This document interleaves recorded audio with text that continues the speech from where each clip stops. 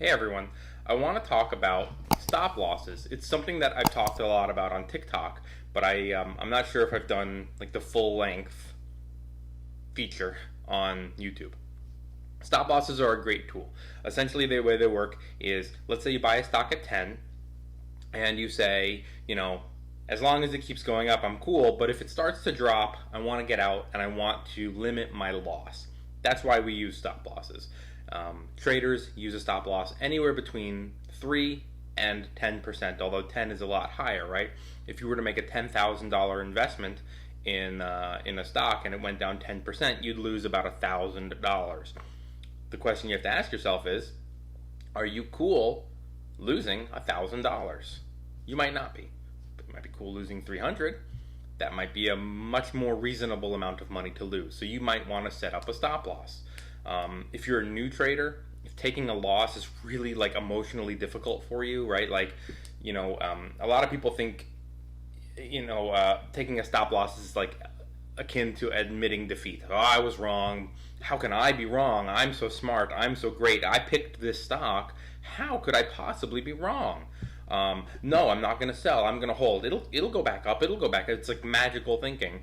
And stock trading and investing isn't about magical thinking, right? It's about looking at the facts, admitting you made a mistake. But the smart play is not to be, too proud to admit defeat. The smart play is to say, I'm going to get out now before it goes even lower, before my 3% loss turns into a 10% loss, or before my 10% loss turns into a 30% loss, right? We all know stocks go down way faster than they go up.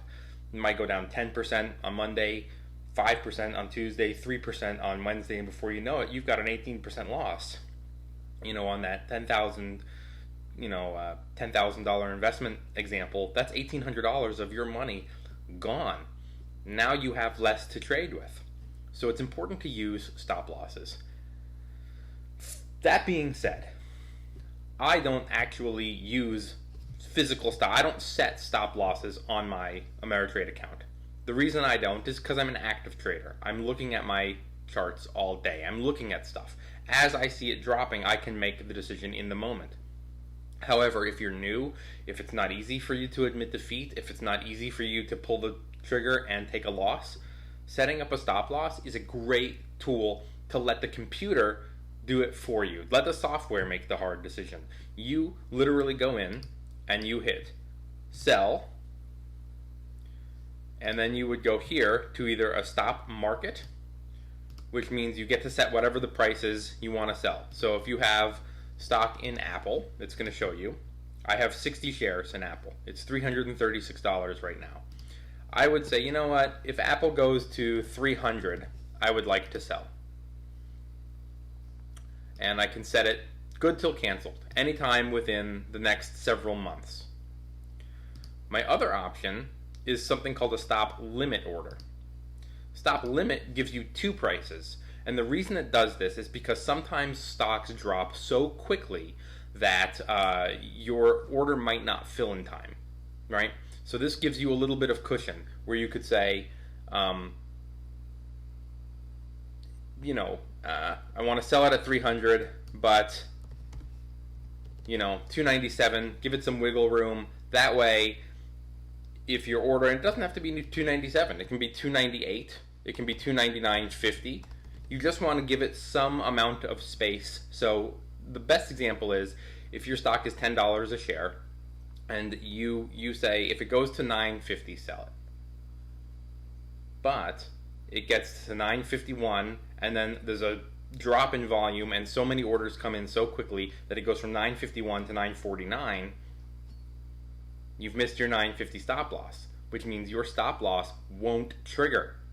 So if you're feeling like, oh, I don't have to monitor my stocks, I can go about my day, and I know that the computer and the software will take care of it, and you're just like humming and walking down the street, all, happy and whatever, your order might not fill.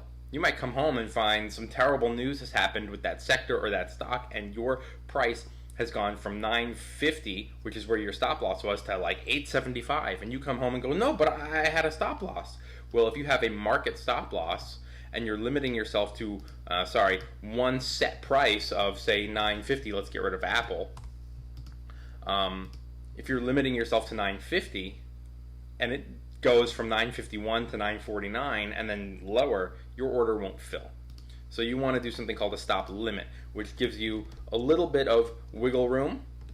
So if it drops from 950 or 951 to 947, it's in that area, your order will go through. However, and by the way, these are trailing stop losses. Since we're talking about it here, let's just cover them. We'll just make this the ultimate guide to stop losses. A trailing stop follows the progress of your stock. So in the same example, you've purchased a stock for $10 a share, and you said if it drops to $9.50, sell it. But then, lucky you, your stock goes all the way up to $20. But you've still got your limit order, good till canceled, to sell your stock at $9.50. But your stock is now $20, and your stop loss is still set in the computer at a price that's going to erase all of your gains. What good does that do? What good does your stop loss do? Nothing. Not at that. But if you change it to a trailing stop, the way that it works is it follows the progress of your stock. So from any point in time, and you can pick two things, percentage or dollars. From any point in time, anywhere down the road, if you've got good till canceled up until the date you select, I think it's 6 months out, any time, any point in time, if that stock drops 5%, 8%, 15%, whatever parameter you choose, from its current price, at its current date and time, whenever, your order will go through. So it follows you. It's a trailing stop loss, right? In other words, your $9 stop loss does you no good when the stock is now $40. But if you say, if my stock ever drops, sorry, it's allergy season here. If your stock ever drops 10% from its current price, no matter where it is, I want out. The trailing stop follows you. And you can also set it dollar amount. You can also say, if it ever drops $15 or $10, $15 seems absurd, right? But if you're talking about a stock like Apple, a $15 drop is, you can see how that could happen fairly easily. It's a $330 company, whereas, a stock like Occidental Petroleum is trading at $17 a share today. If you put in a $15 trailing stop, that's going to have to go down almost like 80%, 85%. That's absurd. Sorry, I need to go take like a Benadryl or something. So it depends on your stock. It depends on the trading ranges as well. If you have a stock that typically goes down $4, but then goes up 7, and then it goes down 4, and then it goes up 5 or 6, then you wouldn't want to set your trailing stop at $4.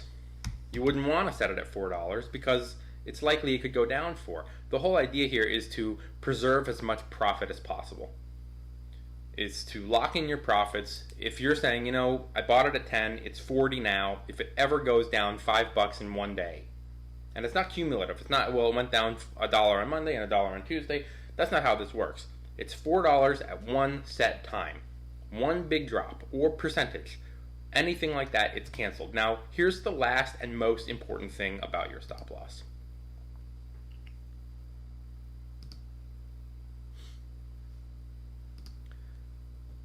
They're not 100% guaranteed. Okay? This is important. I talked about the activation price with the limit, right? It might not activate, it might not trigger at that set price. Doing it this way with a limit gives you protection. It gives you more control. However, worst case scenario is, especially in the realm of very high risk penny stocks, these things that people are talking about on their Facebook groups, if you buy something on a Monday at $5 and you say, if it goes to $4.50 or thereabouts, I want out. But some catastrophic news happens overnight with that stock, or it was a pump and dump and the major holders exited their position.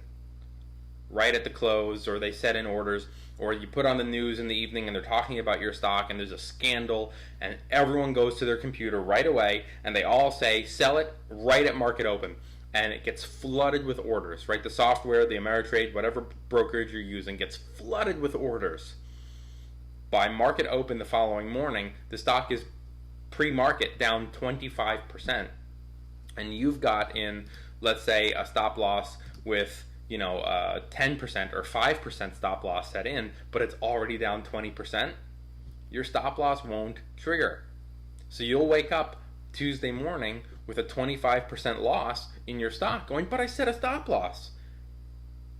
But if there's so much selling to the downside so rapidly that your order can't fill in time, sorry buddy. Which is why it's important when you're doing these risky trades that you've read about on Facebook or on Twitter or wherever to get in and out of your positions every day. You don't want to take a chance on these pump and dump stocks that you're going to get in at the height of the rally because you're new and inexperienced and you don't know how to read charts and you don't know how to look at indicators. You're going to buy in at the top of the rally at the same time where all the smart traders are getting out of their trade. You're going to wake up the next morning and find that it's down 25%. Now you're screwed, right? So stop losses are a great tool when you're new, when they help you make the hard decision to sell when you don't want to sell, or it's hard for you to admit that you were wrong and that you need to get out. They're a great tool if you can't sit at your computer and you're in good quality companies. Sometimes, as with everything, it has its downsides, like I just talked about. Your order might not fill. If there's catastrophic news in the evening and the stock goes down 20% and you've got a stop loss in to sell at 5% down, you're in big trouble. It won't go through. Even if your stop loss is 7%, 12%, whatever the percentage you choose or dollar amount you choose, it won't fill. So it's something to think about. It's something to use when you're day trading, when you're sitting at your screen. If it's hard for you to say, I'm going to have to sell here, then you can set it up during the day as you're sitting there trading to help you with the process of getting confident and getting the foundation that you need to admit when you were wrong, exit a trade, preserve as much of your money as possible, and move on to the next. This is especially important if you have limited funds, right? If you have 5,000, 10,000 to trade with, and that's it, and you're picking a 10% stop loss, and you're getting stopped out over and over and over, you can see 1,000, 1,000, 1,000. Now you've only got 7,000 left. On the other hand, stocks need room to go down so they can attract buyers, so they can go back up. So you don't want your stop loss to be 1% or 10 cents or 5 cents unless you're trading with huge amounts of money. Then you do want your stop loss to be 5 cents, 10 cents, because if you're trading 100,000 shares of some penny stock, that 5-cent difference is a substantial loss that you don't want to gamble with. It might go down 5 cents and then go back up 15, but it might also go down 5 and then go down 10 and then go down 15. Do you want to take those kind of chances? Anyway, I hope this helped. I hope this explained everything that you need to know about stop losses, trailing stops, and the fact that they won't always fill. If you thought this video was helpful, please like, subscribe, and hit that little bell notification. Thanks for watching, and have a good day.